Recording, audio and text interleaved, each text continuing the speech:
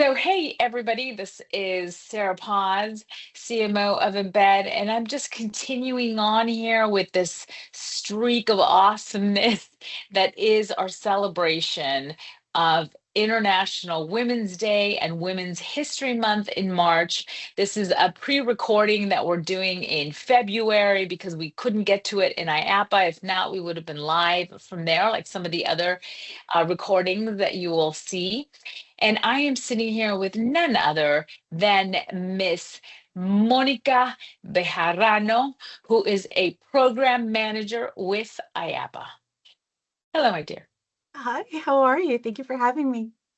Of course, thank you for doing this. And I know it's not as simple as just saying, "Hey, sign me up and let's go." I know I know that IAPA had a look at this and had to say, "Yes, Monica, you can talk to Sarah and do this recording." So I really appreciate you taking the time to sit down and just have a chat about your secret sauce, if you will. Okay? So let's just dive in without further ado. I'm in Dallas, you're in Florida. Dos Latinas, I love it. Okay.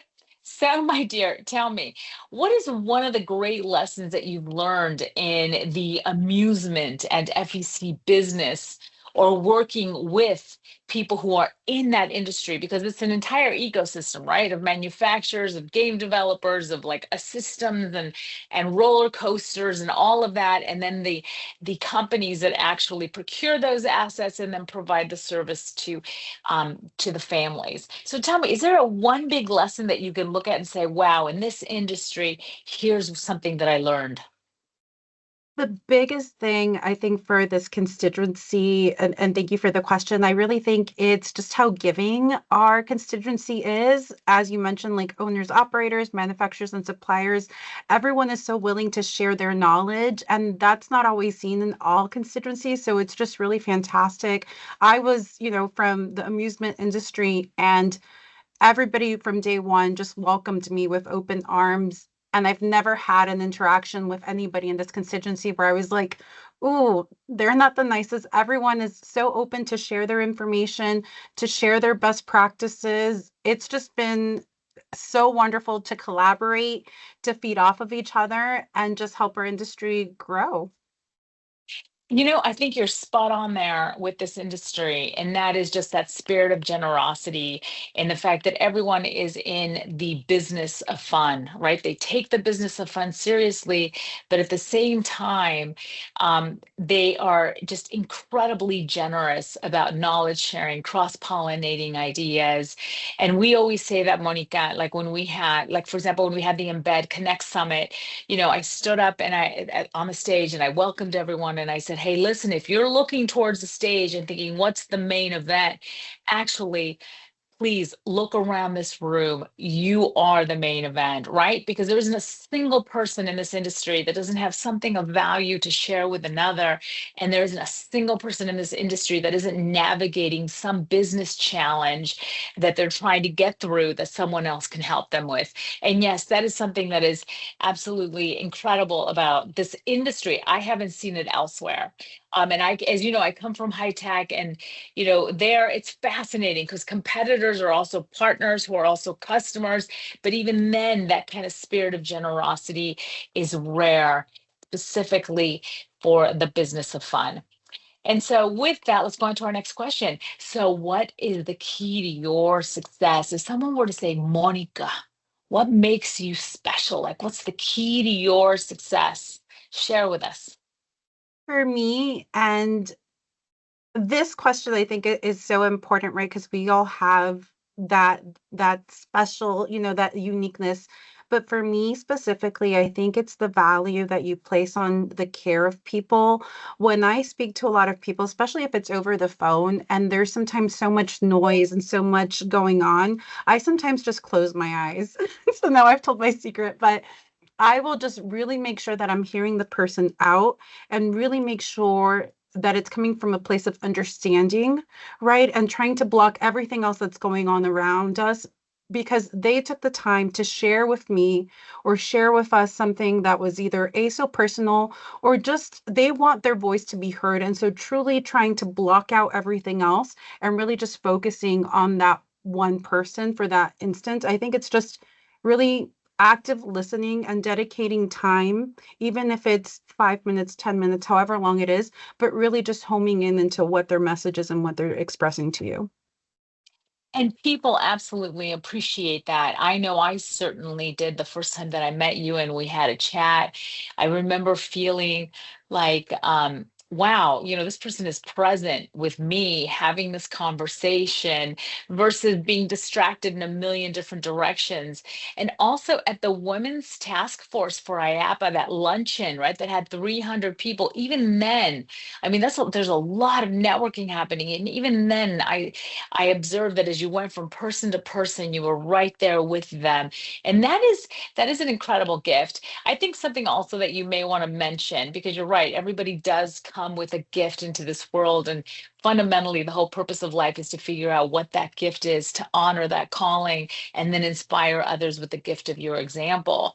I think something else I observed that I would say is also your secret sauce is the warmth, right? Is the warmth and how you embrace people as you're talking to them. You're not only present, but you're also incredibly warm with them. You make them feel understood, right? And that I think that is very much a gift. And that isn't always everyone's experience interacting with IAPA. And so you are like kind of like this new generation, new face of IAPA. And I think it's going to serve them well. How's that? So I Thank think it's you. Very wonderful. kind. Thank you so Not much. at all. Okay, so let's shift to some of your favorite quotes. I have two favorite quotes. So one of them is by Maya Angelou, and she shares one of her many, many quotes that she has, right, is that she says, I've learned that people will forget what you said, but people will never forget what you did. And but people will also never forget how you made them feel. So it's kind of what we were just talking about, right? Of making someone feel of value, of presence. And so when we look back at certain moments in our lives and time, the thing that really sticks out is yes, words matter 100%, but it's also that feeling, right, that you create of feeling either welcomed or feeling valued or feeling like you matter. And so that feeling to me is really, really important. And then the other quote, which I am a huge Disney person, working for Disney almost 20 years prior to IAPA, one of the quotes that Walt Disney shared is whatever you do it well, do it so well that people see what you do and they will want to come back and see you do it again. And to me, that quote means of just always trying your best, right? Always Yes. giving it your all because people will see that. And so those are my two quotes. Yes, those are excellent quotes. I've heard both of them. And I think what's wonderful is that quotes serve as an inspiration um, that captures the imagination and makes you think, wow, I want to be like that. And you can tell in your actions that you put them into play, right? And how you make people feel when you meet them, when you interact with them. For me, I've always walked away saying, hey, that Monica, she's super cool, right? Okay, so thank you for sharing your favorite quotes. Okay. And then in terms of gender parity, and I love that, the IAPA Female Task Force has grown exponentially. It's fast. It's amazing, seeing 300 women at the luncheon and hearing that every time they set a target for attendance, it's like triple, like the number that actually shows up, which says a lot about, the need for that task force, the fact that it is serving a purpose, and the fact that women have congregated very much to that luncheon, which I think is, congratulations to IAPA for putting that on. Amazing. I know I will be attending next year as well again. So tell me, when it comes to gender parity, what are some of the observations that you have made in terms of advancement in specifically in amusement? Yeah, I think what I've observed, I think that we're still doing work on it, right? It's definitely still topic of conversation and an opportunity of growth. I personally, from an FEC side, we had our first female keynote speaker this year in 2026. And so for me, it was really important that it just wasn't the checkbox of saying like, oh, you put a female up on the stage, but it was making sure that that person provided value, right? And if it wasn't a female, then that was okay. It turned out that, we had Libby Gill, phenomenal speaker and wonderful workshop that she was able to develop during the summit.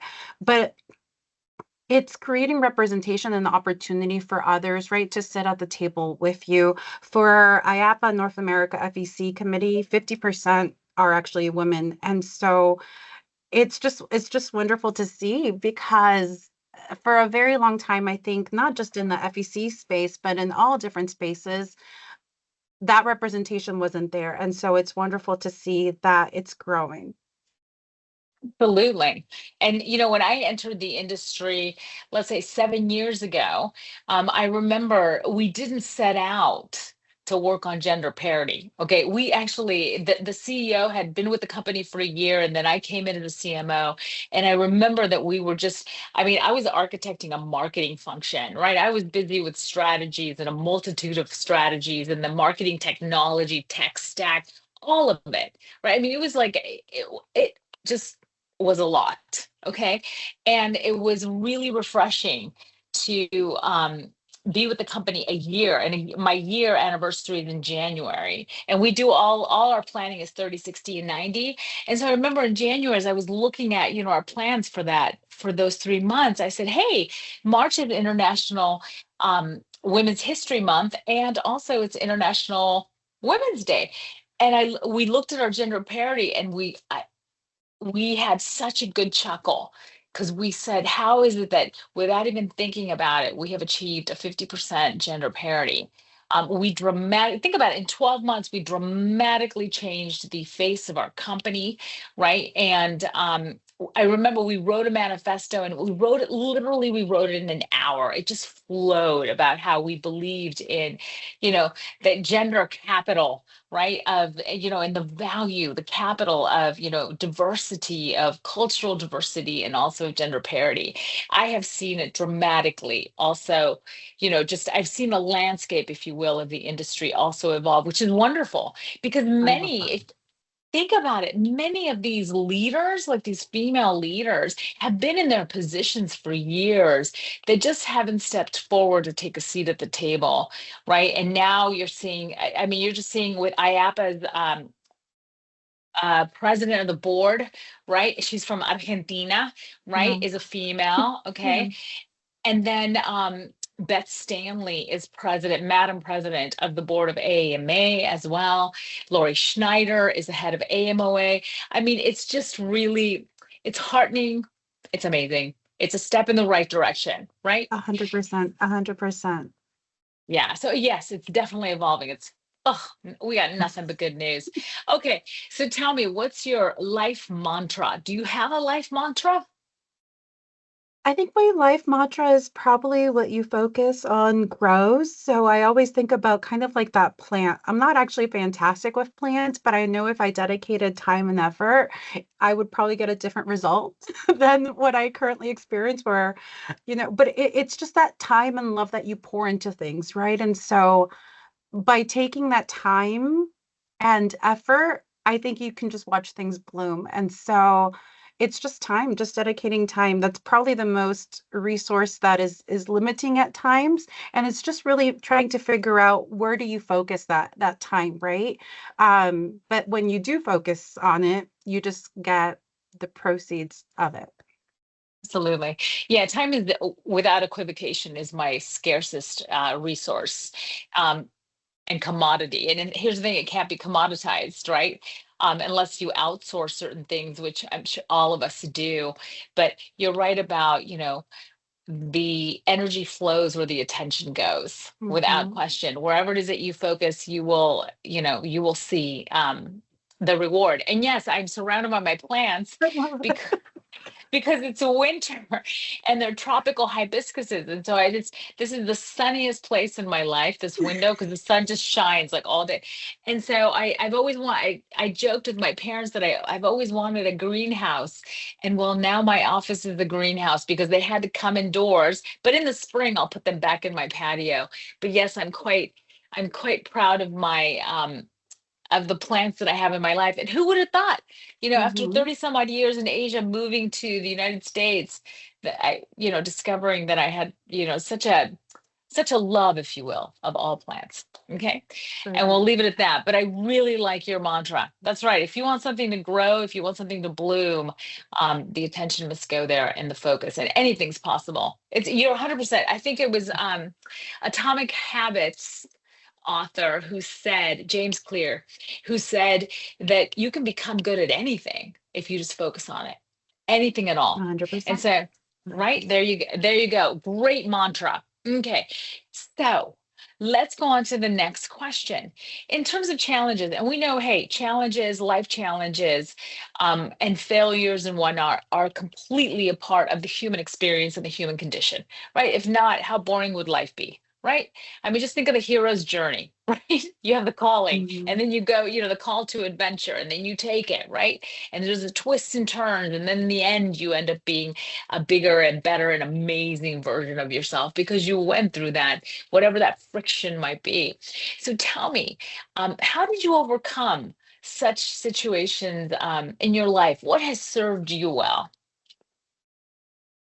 For me, the opportunity, and like you said, everyone comes with challenges and opportunities. For Yeah. me, what I do when I'm faced with something like that is I really take the time and I give myself, Sarah, like a time limit, if you will. I like to say Hmm. like 24 hours where I really focus on why did I fail? Why did, or whatever I'm a part of, why did it fail? And why was it not successful? And Hmm. just really homing in on that time spirit of, like I'll start taking notes and just like really processing and digesting it. But I Hmm. only let myself sit in that for a period of time, in a short period of time. And usually I like to use the number 24 hours, like 24 whole hours. So it may be a Yes. little bit more than a day, right? But I don't want to focus on that. I don't want to sit on it. I want to make sure that I am growing and developing. So giving space to the opportunity where you're processing it, right? Acknowledging it, owning responsibility, and then learning from it and moving on from it. And how am I a better person or a better individual, a better team member, wife, mother, whatever the situation is, but moving forward with it, with that learning. I think a lot of us sometimes just sit in it and we do grow, but we sit on it for such a long period of time that it's almost too much. So it's like, okay, I've digested it, I've learned from it, but I also need to give myself grace and move on from it.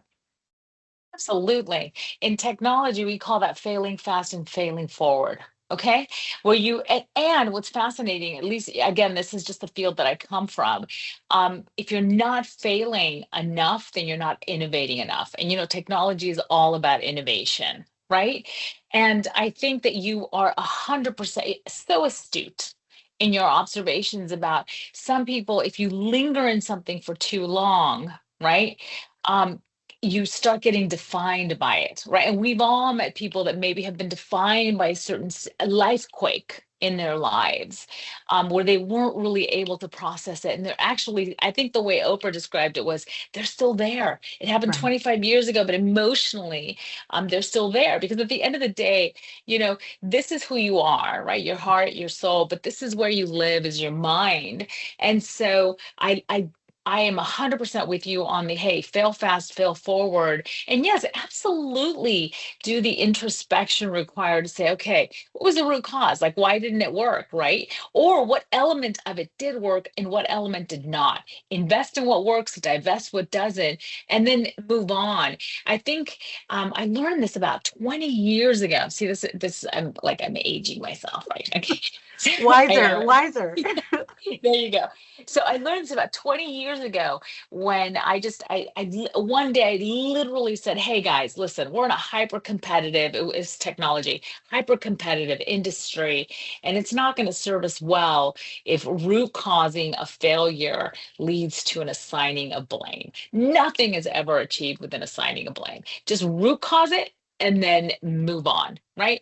And we had this situation, I think it was 2 years ago where we planned something huge. I'll just say it was huge. Okay. And it was an epic, epic failure. Like epic. Okay. Like there we are. We're like, okay, you know, is anybody gonna show up? Like what's gonna and I remember that myself and Renee started. laughing. We started giggling. Okay. We started laughing because we're like, we must be in the wrong place. We were not in the wrong place. Okay. We were, and we started laughing because we said, hey, listen, we've endeavored valiantly. We prepared with alacrity. We showed up with aplomb, and it didn't work. Right. And I remember that there were also like some of my, for example, some of my team were there, and you could just see like one person like threw a pencil on the ground just to like, so not to lose face, right? Just to be under and just looking for something while, because in their mind, they're like, just, I can't, like, what do we say? What do we, and I said, Mhm. hey, listen, guys, you know what? Congratulate yourselves for endeavoring valiantly. And in Spanish, the word is valiente. Valiente means brave, right? I said bravely trying something new. Listen, it didn't work. That's okay. And honestly, that morning, Renee was like studying everything that she was gonna say and her presentation materials. I had a camera crew with us, right? And the guy's like cleaning the lens, looking around like is anyone going to show up? And finally, I said, hey guys, pressure's off, right? We tried this tactic. It's not the right one. And now we know how to pivot and what to do. So it is Mhm. spot on. Okay, so I love that. So All true. right. So true. Yes. Okay. Any big life lessons that you want to share with us on that note? I think with that note, and again, Sarah, it's like spot on. I think for me, one of the stories that I was thinking of sharing was, and I learned it really early in my career. I was in high school when I started working, and it was and it was so simple. And so that's why, like, sometimes the most simple things are such big life lessons that you still remember, 20, 30 years later. But um I remember this woman came up to me, a guest came up to me and asked me for a very specific mug. I was working at a food and beverage restaurant, and she was so excited. She couldn't find it anywhere, and she's describing this mug to me, like everything. And so I could just envision it. And so I knew I didn't have it at the restaurant, but maybe maybe a leader, maybe a peer, a coworker knew. So I went and hunting, looking, asking all of these questions. So it was taking me some time. I went up to her and I said to her, I'm still researching, I'm asking my leaders, informing her where I was in the process. Short story, I came back empty handed. I didn't have the mug, I didn't have a lead for her. She reaches over the counter, and I will never forget this. She touches my arm and says, I appreciate that you cared enough. And to me, that was such a life lesson, because anything that you give 100%, people will have grace even if you come up empty handed, right? Kind of what we were talking about, that failure piece. And it was something so simple. It was just going, and to me, it wasn't even going above and beyond. It was my job, my responsibility. I felt as a team member, as a cast member, to find this item for her, or at least guide her to where she needed to find this item. That by her describing it, I was like, oh, I want to get this so bad for her. I have to connect her with this item. And I just remember just that feeling of gratitude, because I don't know if anybody took the time to, again, listen to her, actively listening to her, and trying to fulfill that need. And so I think she just appreciated that moment, right? Of just going the extra mile and trying to figure it out. But for me, it was, I didn't come up with what she needed. But again, it's that effort and attention to care and delivering on that, that to me now that resonates for the rest of my career. Absolutely. What a great lesson. And I think what a great lesson also in learning that it's going to be so appreciated that you might as well give it your all every time so that you can create these memories that they will never forget. And I'm telling you, she will never forget that you did that for her, even if you came up empty-handed. And I know certainly, and I know you can agree with me here, that you've had experiences in your life when someone goes above and beyond, right? Above and beyond to help you with something, right? And that level of service, you will never ever forget it. And in my case, I'll just share quickly. I was at Charles de Gaulle Airport, and they had a strike because the French love to strike, right? And sometimes it lasts an hour, and then they're like, let's go get a coffee, and then they stop striking. So anyway, nobody could get into the airport. Okay, and we were really nervous about our flight times. And we thought, well, with a strike, I'm sure they're going to delay all the flights. They didn't. And so when I ran in with my bag, I was so, I mean, I was just, it was a long haul flight. I'm like, I'm about to miss this.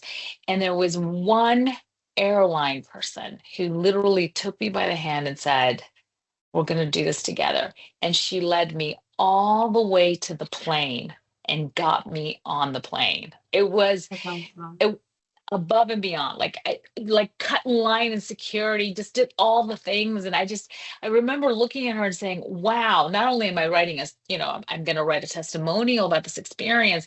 I just want you to know that I'll never forget it. And I never will. Right. And And you they never haven't. will. And mhm. Right, and I haven't exactly. So it's just, oh, it's really, really, it is very, it's just, it's really touching. So tell me this, aha moments. One of the aha moments is, I've always been in the or my thought process always like is your work should speak for itself, right? Like if I'm a hard worker, if I'm giving it my all, then people will know that I'm interested in the next thing. And for me, the aha moment is that you still have to raise your hand. Not always will someone, sometimes it just happens, right? Where someone comes to you and knocks on your door and says, like, hey, I have this. But not always is that the case, right? So raising your hand, you talked about the word valiente, right? Yes. Raising your hand and being brave and saying, like, hey, I'm going to put my hat in this. I think as women, I think we're more, I read this somewhere and I wish I could quote it, but women, I think, are more reserved to raise their hand and say, like, I can do it, where I think men, and I hope no one gets offended, are more like, hey, more quicker to raise their hand. So I think for me, that aha moment is raising my hand a little bit faster than I have, previously. That's excellent. And you're spot on, by the way. The research is there. And I think it was Sheryl Sandberg who covered it in her book, Lean In. And that was Mm. very much about just comparing the two genders and how, a qualified female, if she's missing one item on the list of qualifications, she won't even put her hand up or put her name in for consideration. Whereas a male who might be missing half the criteria will say, well, I can step up into it. And it's all, of course, the way, the genders are socialized or have been socialized in the past. And again, the research is there, it's prevalent. And so I think this is why it's amazing, Monica, that you can look at this and say, listen, I might have been socialized a certain way. I know I certainly was. Um, and it's really being able to just find that strength to say, hey, why not me? Why Someone's not? going to do it. Why not Right. me? Right? Let me at least, explore, right? Mhm. Explore the opportunity, right? For consideration. And I'm so happy to hear that you are raising your hand. Way to Thank go. I'm you. proud of you. I'm proud of Thank you. you. Okay. On a final note, what do you know for sure? What do I know for sure? I know for sure that our time, as you mentioned, is limited on this earth, right? Not to get super morbid or anything like that, but we are only here for a segment of time and we don't know what that time will be. So my thought process is if I were to leave tomorrow, I hope I leave this earth in a better way, right? That I found it. I hope that I have three daughters. I hope that they are proud, right? And I just hope that through me, they feel inspired to raise their hand faster, right? To know that they too can have a seat at the table. That's beautiful. Yes. Is the wish that, you know what? I left my fingerprints in a few Hmm. places, and as a result, the world is a bit better, right? Than Right. Yeah. how I might have found it. Yeah, and we all have that superpower, right? We all have that superpower to leave the world just a little bit better than how we found it. So that's my hope for all of us. Yes, yes, my dear. Yes. And on that note, happy International Women's Day, Monica. Happy International Women's Day to you too. Thank you.